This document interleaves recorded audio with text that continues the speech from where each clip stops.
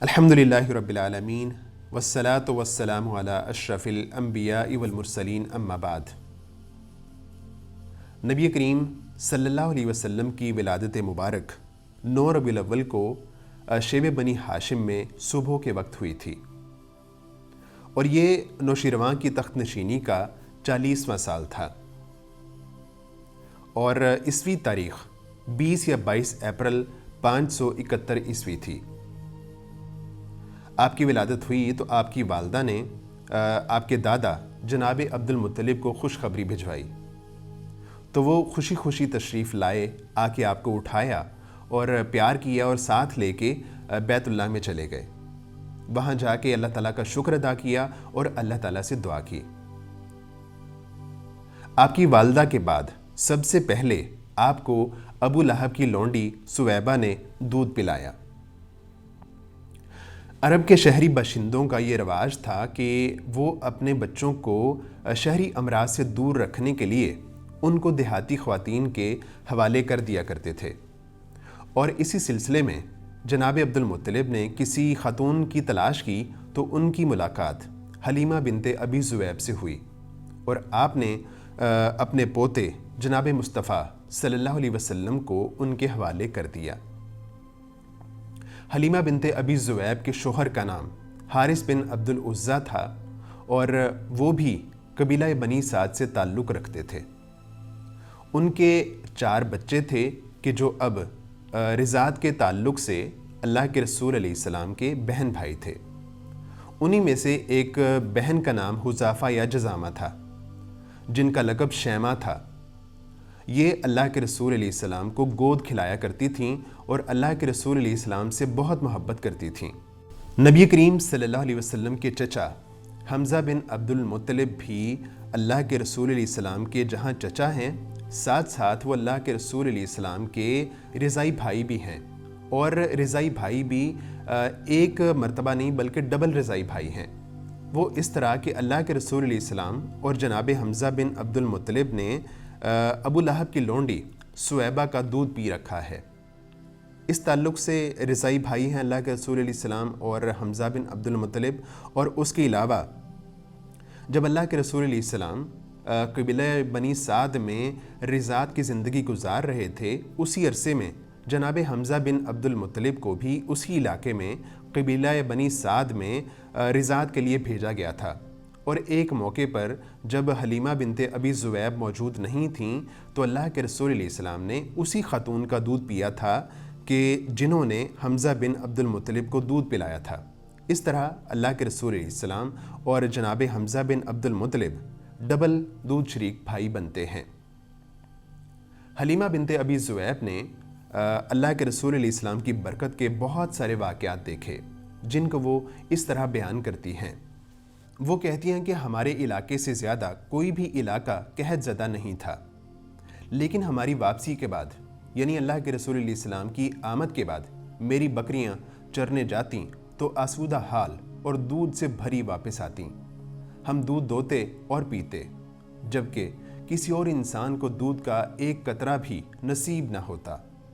ان کے جانوروں کے تھنوں میں دودھ سرے سے رہتا ہی نہ تھا، حتیٰ کہ ہماری قوم کے شہری اپنے چرواہوں سے کہہ دے کہ کم بختو جانور وہیں چرانے لے جایا کرو جہاں ابو ذؤیب کی بیٹی کا چرواہا لے جاتا ہے۔ اس طرح ہم اللہ کی طرف سے مسلسل اضافے اور خیر کا مشاہدہ کر رہے تھے، یہاں تک کہ اس بچے کے 2 سال پورے ہو گئے اور میں نے دودھ چھڑا دیا۔ یہ بچہ دوسرے بچوں کے مقابلے میں اس طرح بڑھ رہا تھا کہ 2 سال پورے ہوتے ہوتے مضبوط ہو گیا۔ اس کے بعد ہم اس بچے کو اس کی والدہ کے پاس لے گئے، لیکن ہم اس کی جو برکت دیکھتے آئے تھے اس کی وجہ سے ہماری انتہائی خواہش یہی تھی کہ وہ ہمارے پاس رہے۔ چنانچہ ہم نے اس کی ماں سے گفتگو کی۔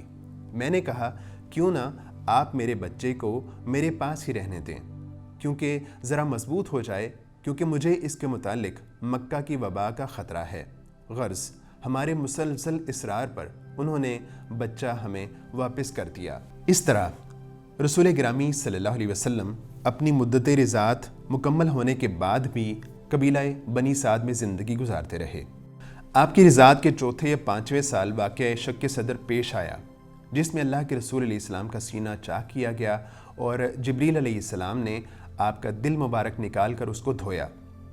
جناب انس بن مالک رضی اللہ عنہ اس واقعے کی تفصیل اس طرح بتاتے ہیں کہ اللہ کے رسول علیہ السلام قبیلہ بنی سعد میں دوسرے بچوں کے ساتھ کھیل رہے تھے کہ ایک آدمی آیا، اس نے آ کے اللہ کے رسول علیہ السلام کو زمین پر لٹایا، آپ کا سینہ چاک کیا، اس میں سے دل نکالا، دل میں سے ایک لوتھڑا نکالا اور اس کو ایک تشت پر رکھا۔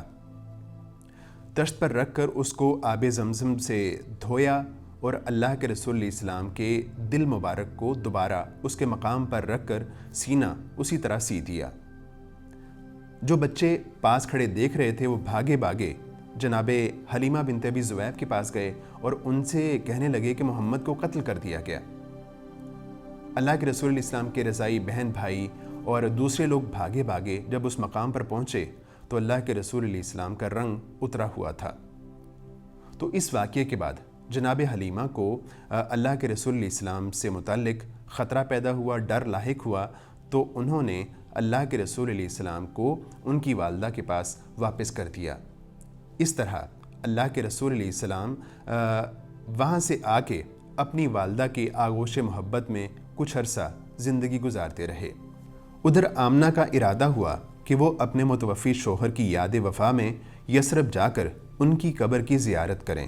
چنانچہ وہ اپنے یتیم بچے محمد صلی اللہ علیہ وسلم، اپنی خادمہ ام ایمن اور اپنے سرپرست عبد المطلب کی معیت میں کوئی 500 کلومیٹر کی مسافت طے کر کے مدینہ تشریف لے گئیں اور وہاں 1 ماہ تک قیام کر کے واپس ہوئیں، لیکن ابھی ابتدائی راہ میں تھیں کہ بیماری نے آ لیا۔ پھر یہ بیماری شدت اختیار کرتی گئی، یہاں تک کہ مکہ اور مدینہ کے درمیان مقام ابوا میں پہنچ کر رحلت کر گئیں۔ بوڑھے عبد المطلب اپنے یتیم پوتے کو ساتھ لے کے مکہ پہنچے۔ ان کا دل اپنے اس یتیم پوتے کی محبت و شفقت کے جذبات سے تپ رہا تھا، کیونکہ اب ان کو ایک نیا چرکا لگا تھا جس نے ان کے پرانے زخموں کو تازہ کر دیا تھا، اور قسمت نے آپ کو جس تنہائی کے صحرا میں لا کھڑا کیا تھا، عبد المطلب آپ کو اس تنہائی میں اکیلا نہیں چھوڑنا چاہتے تھے، کیونکہ وہ اپنے اس یتیم پوتے سے اس قدر محبت کرتے تھے کہ جتنی محبت انہوں نے اپنے بیٹوں سے بھی نہیں کی تھی۔ ابن ہشام لکھتے ہیں کہ عبد المطلب کے پوتے ان کا فرش کعبۃ اللہ کے سائے میں بچھاتے، جناب عبد المطلب آتے تو اس فرش پر بیٹھتے، ان کی عظمت کے پیش نظر اس فرش پر ان کا کوئی بھی بیٹا چڑھتا نہیں تھا، لیکن اللہ کے رسول علیہ السلام آتے تو اس فرش پر چڑھ جاتے۔ آپ کے چچا حضرات آپ کو اتارنے لگتے تو جناب عبد المطلب ان کو ایسا کرنے سے منع کرتے اور ان سے کہتے کہ میرے اس بیٹے کو چھوڑ دو، اس کی شان بالکل نرالی ہے۔ اس طرح وہ اللہ کے رسول علیہ السلام کی حرکات و سکنات دیکھتے اور خوش ہوتے رہتے۔ اللہ کے رسول علیہ السلام کی عمر مبارک جب 8 سال 2 ماہ 10 دن ہوئی تو آپ کے دادا کا سایہ شفقت بھی اٹھ گیا۔ اپنی وفات سے پہلے انہوں نے اپنے اس پوتے کی حفاظت کی وصیت اپنے بیٹے ابو طالب کو کی، جو کہ اللہ کے رسول علیہ السلام کے والد جناب عبداللہ کے سگے بھائی تھے، اور اس طرح اللہ کے رسول علیہ السلام اپنے دادا کی وفات کے بعد جناب ابو طالب کے پاس تشریف لے گئے۔